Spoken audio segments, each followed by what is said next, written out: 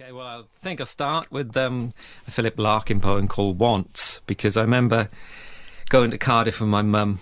I've got it written in my book. She bought me High Windows. I think it's about 84.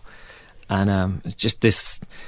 I was always loved... I think the four of us as Manics loved being on our own. Solitude is so important, and it's kind of what you get from this poem. So here we go.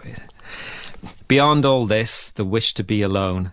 However the sky grows dark with invitation cards, however we follow the printed directions of sex, however the family is photographed under the flagstaff, beyond all this, the wish to be alone. Beneath it all, desire of oblivion runs.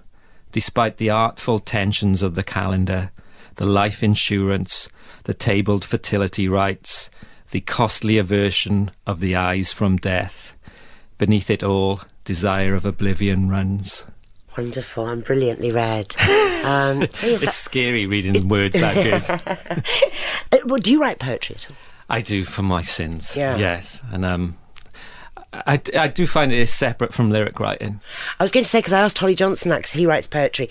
How do you decide what's a lyric and what's a poem? As a rule, they are separate entities. They just...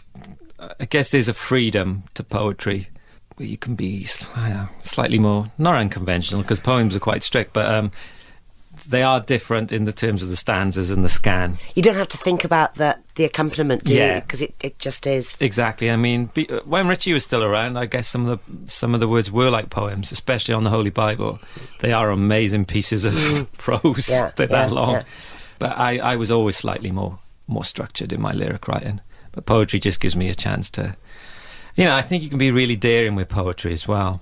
You can go to places where perhaps it's harder to go in a song because you're limited. I like being limited by lyric. Don't get me wrong. I absolutely adore Jim's giving me a tune to words. I don't feel hemmed in, but poetry gives you a chance just to go to those places which are much darker. Yeah. Well, what else have you got for us? There's a poem called Reflections by R.S. Thomas, who I think he's Wales's greatest poet. I mean, Dylan Thomas is our romantic genius, shall we say. But R.S. Thomas is just savage in his critique of what it is to be Welsh. Incredibly honest.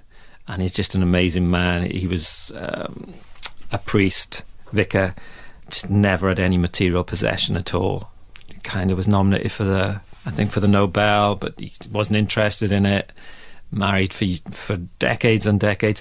He was always seen as the ogre of Wales because he was so honest. But really? He had a massive influence on This Is My Truth and Tell Me Yours in particular.